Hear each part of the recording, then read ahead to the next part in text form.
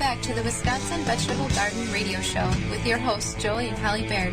That's me, and that's Holly over there. It's the Wisconsin Vegetable Garden Radio Show on 860 AM WNOV and W293CX 106.5. Thank you very much. Where's Holly? Who's Holly? You're Holly. Oh, I'm Holly? Yeah. We went over this with rehearsal. I don't know where. Yeah. Well, you must not have been there. Okay. The WisconsinVegetableGardener.com is your destination for over 1,000 garden videos, short and long format, Twitter, Facebook, Instagram, and a whole lot more that you can check out. So we have horticulturist, speaker, and author, hosts a radio show on CBC in Alberta. She's years of hosting my HGTV show. Was on Bugs and Blooms on HGTV, and she helps gardeners grow and beginners blossom. No seed left behind, no soil unturned, and no guff gardening. Welcome to the show, Donna Balzer. Hey, hi there. Hey, well, appreciate you taking time out of your day there in Canada. I know you're on the Pacific time zone there, and you got up a little early to join us, Holly, myself, and our listeners, and we thank you for that. Well, thank you. Well, let's talk about this. You're an author of No Guff Gardening. There's 3 points that I want to cover with you, and this will help all of us out here, beginners and advanced gardeners. Schedule, shelter, and soil. Let's talk about shelter first. People think, well, the soil can be worked. That's what the back of the seed packet says. Let's just throw the seeds in the ground, and that's not always the case. So you're talking about shelter first? Schedule first. People want to put the seeds in the ground right away, and that's not always the best thing for them. Right. Like exactly. Like in the spring, when it's cold in the soil, it takes the seeds a lot longer to germinate, and some seeds just won't do it, and that's why you see some seeds look pink. They've been treated with a pesticide so that they can fight off the bad guys while they're waiting to germinate because it's just too cold. So here's the ideal thing. We're talking about fall right now. We're in September 2nd. There are so many seeds that you can plant right now because right now, guess what? The soil is really warm. It's been spending all summer warming up with all that sun. So right now is the best time to plant some of those fall things. And I learned that by accident. I learned that you could plant your spinach, for instance, right now. Have you done that yourself? No, we have not done that. We did get some lettuce in the ground a couple of weeks ago. Yeah. Well, spinach is something that I learned by accident as it reseeded itself in my garden because I was lazy. I forgot to cut back the seed heads after it went to bloom. And all of a sudden, the ones that came up in the fall overwintered, but better yet, the others came up randomly in the spring, and I just loved that because then I had a really, really early crop. I would never think to plant seeds that early. I just wouldn't have scheduled it that way. Other things that can be planted in the fall, as you suggested, are lettuce and mustard greens, and I've even had good luck with radishes. Yeah. A lot of plants won't grow until the day length starts to get shorter. We need to say that because that's happening. But in Milwaukee, where you are, the days don't get down to 10-hour lengths until November 7th. So you've got all of September and all of October. Even though it's cool, these crops can grow in cool weather. So get them started now. I think it's a mistake to wait. And I think it's a mistake to only put in the one crop in the spring and then say, well, I'm done now. We're all done. Right. Well, let's talk about, since we talked about schedule, let's talk about shelter, because people think, well, in Milwaukee, if it's cold outside and there's snow on the ground, we're done. But if you plan ahead, you can garden a lot of times almost all year through, just with a little shelter. Yes, that's for sure. And again, people think of this as cold shelter for the spring, so they'll put in a cold frame, which is just a little structure it's just got either a glass top or a plastic top, maybe some sides, and you just plant into that and leave the lid down, and that keeps it cozy. Or you can use a product called Relay. It's also called Spun-Bond polyester, or just even row cover. That is a very light fabric, but it comes in different lengths. You can buy it by the yard. Get it cut to the right piece, lay it right over the crop, and it does give you some frost shelter. So it'll keep snow off. It'll keep those early frosts off. But again, I'm only talking about planting those really frost tolerant plants in the fall. So something like a row cover or a little cold frame will really do a lot to help you. But I think another thing people don't think about is in-ground table feeding, and that's kind of an odd thing, kind of an extreme thing. But I was visiting with a farmer, and he uses that in his ground. Have you ever seen that electrical cable that people use in the fall? Right. Right. That can actually keep the soil quite a bit warmer.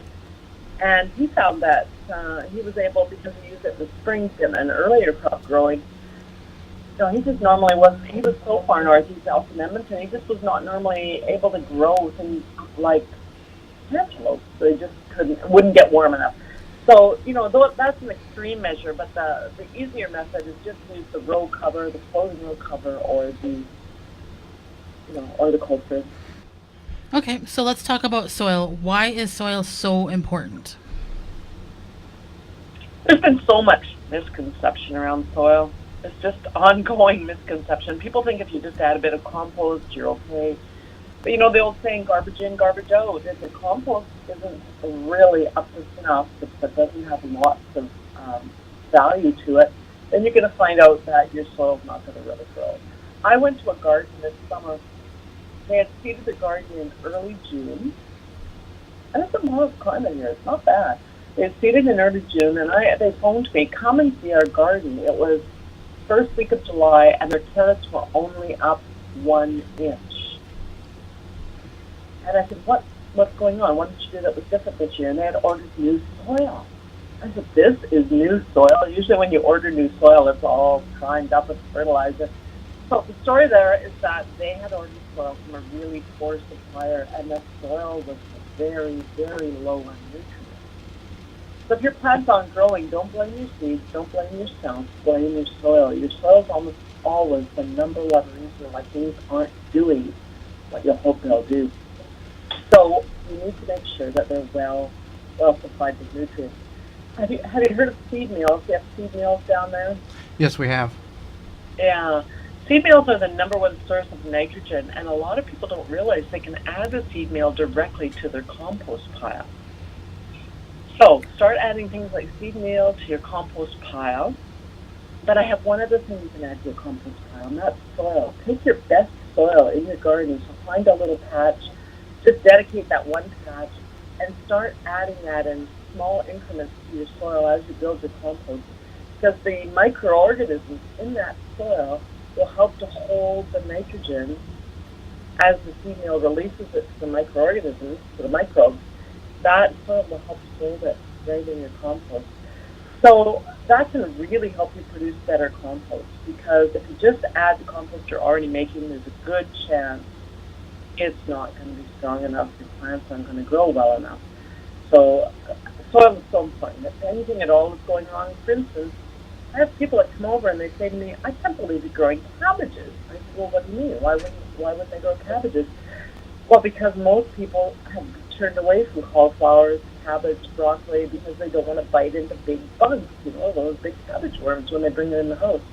But if your soils are up to snuff, if you've got all of your minerals balanced in your soil, you actually will find that you're not going to have a lot of insect problems. And that surprises most people. You don't have to cover them. A lot of people think you have to cover your crops to keep the cauliflower worms out. But no, the secret is you don't have to cover them. You just have to have good mineralized soil. And even though I did not write this book, I'm going to suggest a book for your readers. It's Steve Solomon's Intelligent Gardener. And that is a book everyone can stand to read this fall and winter, because it'll help you improve your soil. It doesn't matter where you are. If you can improve your soil, you do not have to worry about bugs. You do not have to worry about slow plant growth. You can just carry on with your gardening, weeding, planting, and thinning. The jobs we like to do. You don't have to be so worried if you've got your soil up to snuff. Absolutely. Now, all of our gardens are different year to year, and what is a problem that you faced in your garden this year, and how did you deal with that going forward? And I'm going to guess one of them was raspberries, and was there other problems you had in your garden this year? Yeah. Last year we took out our irrigation system because it just wasn't working. It was an old system put in before our time. And we finally took it out and we thought, big plans in the spring we'll rebuild that irrigation system. Well, we didn't get to it. So all of a sudden, you'll see that on my blog, donnabalzer.com there. There's a little video I made. All of a sudden we had a real heat stroke, and so we had no moisture at all. Raspberries need to have moisture. And the one detail I didn't realize about raspberries is that they prefer shade, at least a little bit of shade, a little bit of overhead cover. And I've only grown raspberries once before, even though I'm a 30-some-year gardener, because I grew them by accident in my old house. They grew in from the neighbors. They were in the partial shade. They were fine. So here I am in a double whammy situation. I'm in full sun. It's an extreme heat wave, and I don't have any way of watering these raspberries. So they were just miserable for me this year. So remind people if they're starting a new raspberry patch to look for a place that has a little bit of shade, and make sure that if you're running into some heat, that you need to look at a way to water them. And we just didn't have that worked out. We're working on it now. It's too late for this summer, but it should be great. We had to drag some very long hoses over, and they've really rebounded, but it's too late to produce raspberries because I have the early blooming raspberries here. So the other thing I have a problem with, I seem to have a problem in my cantaloupes this year, and it's my third year of growing cantaloupes, and they have been amazing every year. And I was doing a little bit of extra research, and I realized I'm in a sandy soil. I don't know if anyone in Milwaukee has a sandy soil. The sandy soils just don't hold the micronutrients, so even though I had been adding other nutrients I needed in building my soil, the micronutrients have to be sprayed on because they get lost in the sandy soil. They just get watered out. So just a couple of days ago, I sprayed all of my crops, like zucchinis and pumpkins and squash and cantaloupes. I sprayed them with a zinc phosphate, and that's zinc sulfate, 1 tablespoon per gallon of water, and you just put them in the sprayer and spray it on the leaves, and that just feeds that micronutrient. It was really short, so you could see the early stages of powdery mildew, and those are the signs that you were short on zinc. And that's a very odd thing. I mean, most people wouldn't realize that. Right. Powdery mildew signs are a sign that you're short on zinc. So I had to do that. But, you could be short on other smaller nutrients. You could be short on boron. If you have a crop that's, your cabbage are brown in the middle, or even your cauliflower is a bit browny, you could be short on boron. And that's, again, as easy as spraying it on. The trouble is boron doesn't go through the leaves. It only goes directly into the soil. So you have to spray the boron right onto the soil, and that helps. Well, let's talk about your book, No Guff Gardening. You had a co-writer. You two worked together on this. Where can people find it, and what is the big thing you want people to know about the book before they purchase it?